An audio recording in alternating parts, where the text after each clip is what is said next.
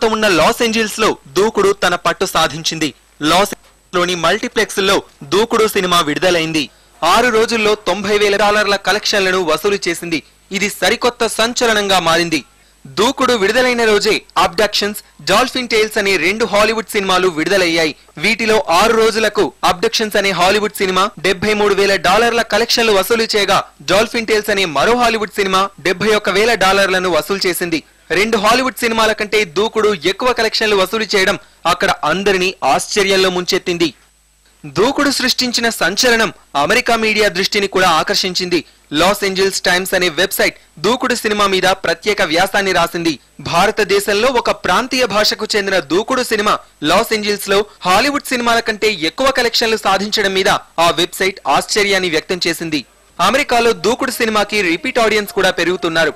తెలుగువారు మాత్రమే కాకుండా అమెరికాలో స్థిరపడ్డ భారతీయులు, అమెరికన్లు కూడా దూకుడు చిత్రాన్ని చూడ్డానికి వస్తున్నారని తెలుస్తోంది.